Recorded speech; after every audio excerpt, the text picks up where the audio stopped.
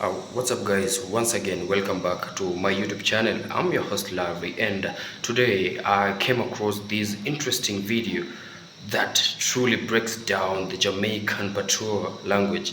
So guys, I want us to look at this video, listen to it carefully, and then we'll have a discussion after this. Remember guys, if the video interests you, don't leave without giving me a like, a subscribe, and a comment.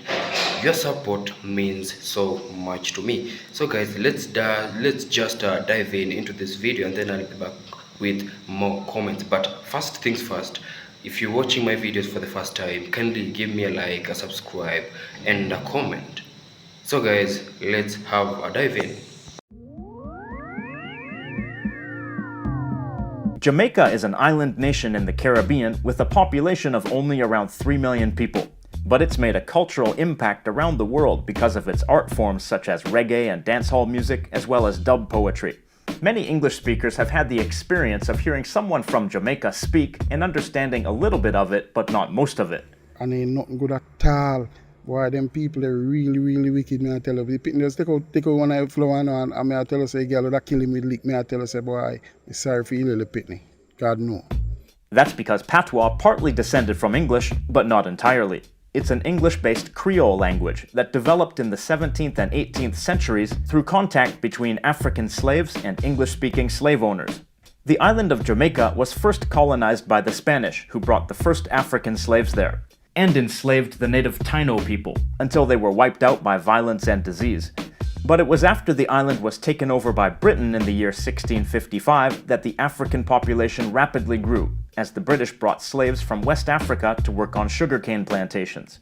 These Africans were intentionally separated from others who spoke the same language as them, so they wouldn't be able to communicate in secret and plan a rebellion.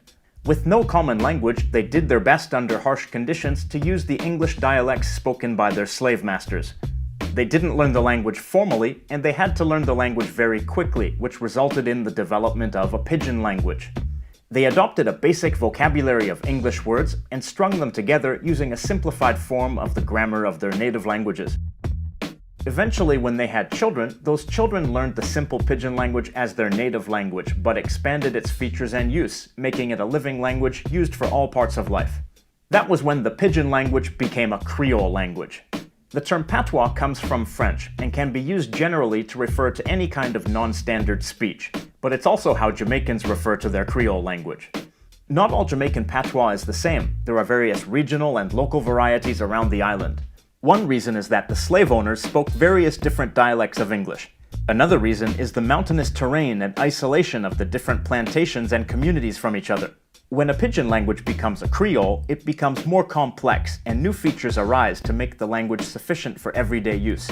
That means that in communities isolated from each other, the new features might have been different. Also, the official language of Jamaica is not Patois but English, and Patois is spoken on a continuum with standard Jamaican English.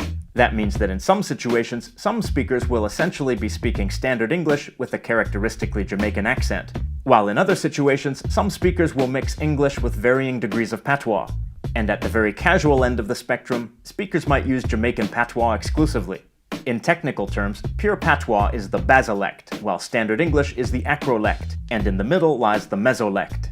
The acrolect, standard English, is the prestige language and the language of social mobility, while Patois is sometimes considered to be incorrect English or improper speech. But Patois is a distinct language with its own phonology, grammar, and vocabulary distinctions. There's also another form of Patois called Cromanti, or Deep Patois, which was used by the Maroons, descendants of slaves who escaped from the Spanish when the British invaded Jamaica and set up communities deep in the mountains. This form of Patois is more heavily based in the Akan language than other forms of Patois. Deep Patois is now used as a ritual language in Maroon communities, but not as a daily spoken language. Vocabulary. The majority of Patois vocabulary comes from English, but with pronunciation that has diverged widely from English. There's technically no standard way to write Patois, only general tendencies, but those differences from English are usually reflected in Patois spelling. For example, somebody, something, something, money, market, here, ear, open, open, this, this, with. Notice that the th and the sounds of English th don't exist in Jamaican patois. While these spellings may look strange to people who know Standard English, they're actually phonetic representations of speech, unlike English spelling, which was basically frozen in time several hundred years ago, and sometimes doesn't reflect current pronunciation. Sometimes words that have a final consonant cluster in English lose a consonant in patois. For example, respect. Respect. You'll notice that the words are often used differently. Enough. From English, enough means many or much. Enough respect.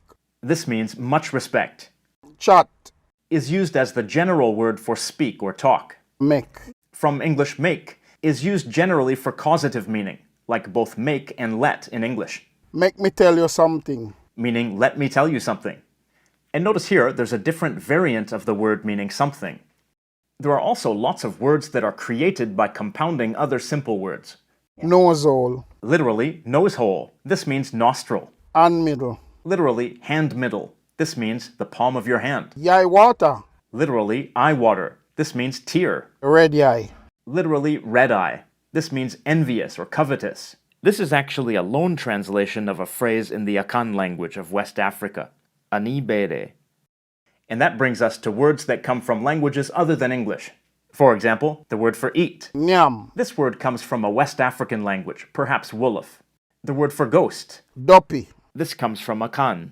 The word for spider. Anansi. This also comes from Akan. The word for clumsy or awkward. Bafan. And there's a sprinkling of words from other languages. For example, the word meaning child, Pitney. which comes from the Portuguese word pequenino, a diminutive form of the word pequeno, meaning small. Variations of this particular word appear in numerous Creole languages around the world. Grammar.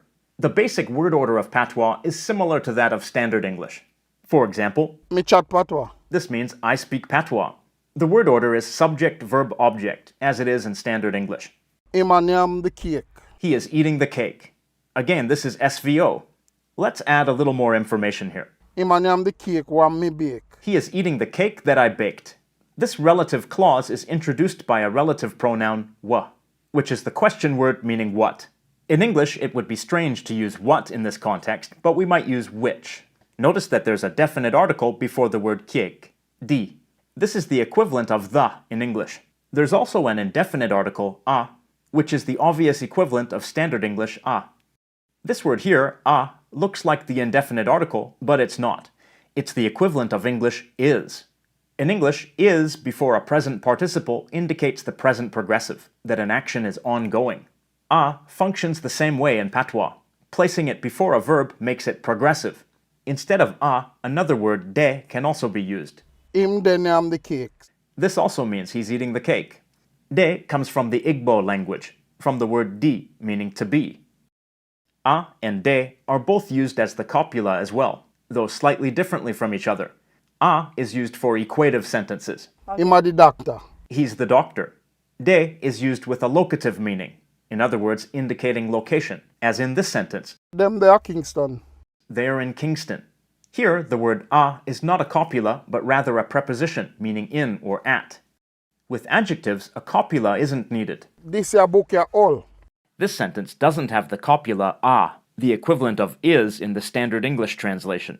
Also notice the demonstrative pronoun disya, which comes from this here. Just dis is also possible. We also see ya after book. It means here. Another similar sentence is This a one all book. meaning this is an old book.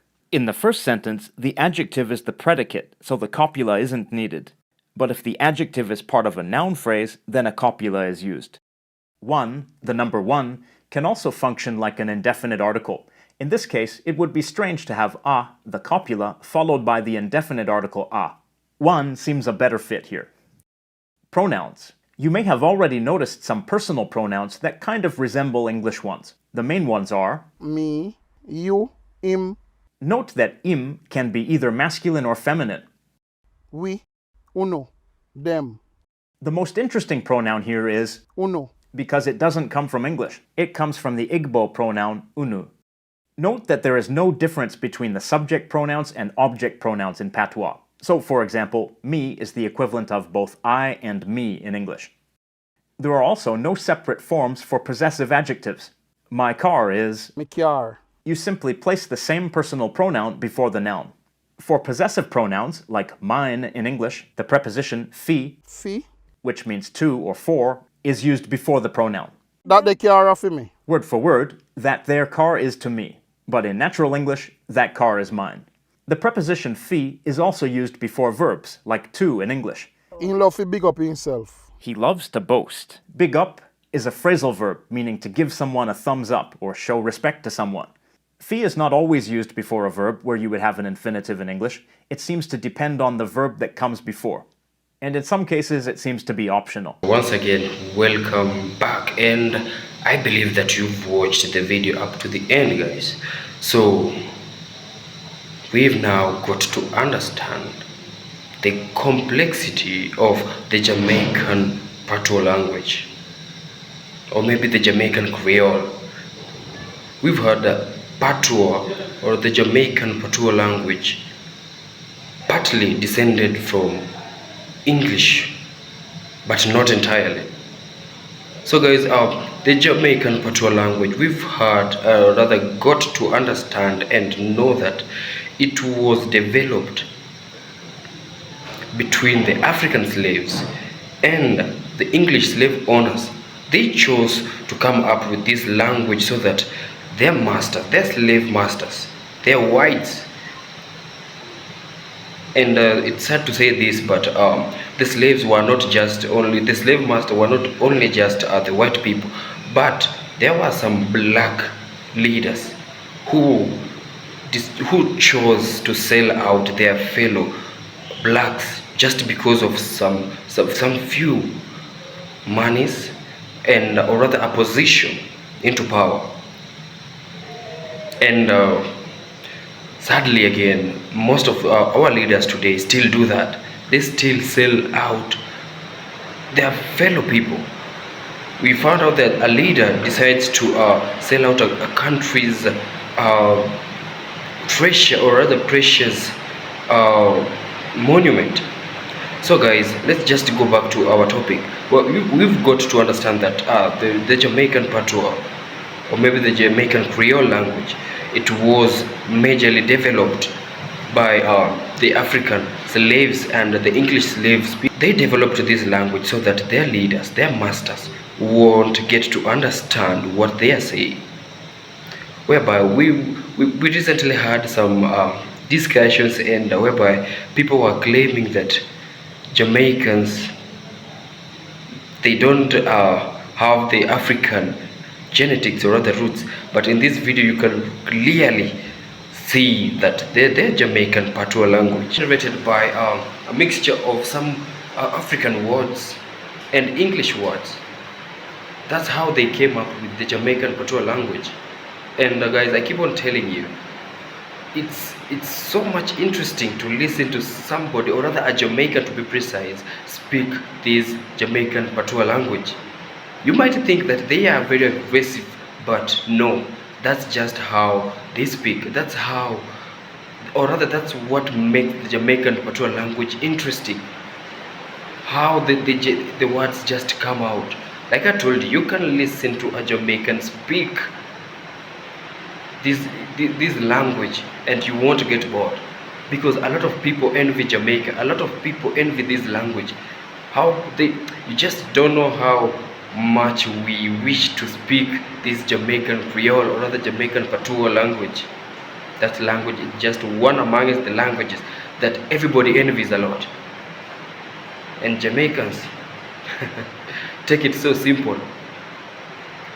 This our friend Mr. Paul, or rather who goes by the name of Lang Focus, has briefly and clearly broke down the Jamaican Patois language, how it is pronounced, how some words are pronounced, and how some words relate to English words. And we must appreciate him for his work, for enlightening us about the Jamaican languages, and to be specific, the Patois languages. So guys, I hope this video you found it interesting, and if you did, kindly give me that subscribe, a like and a share my returning subscribers, thank you for always coming back to watch my videos. And to my new subscribers, I want you to feel much welcomed to the Larry Kagera Uncovers family. My condolences to my viewers from Haiti, to those who lost their loved ones. I wish that may God give you comfort in these hard times, and I pray that your country regains its stability soon, because we all know what war does to a country. So guys, I'm your host, and until we meet again, peace out.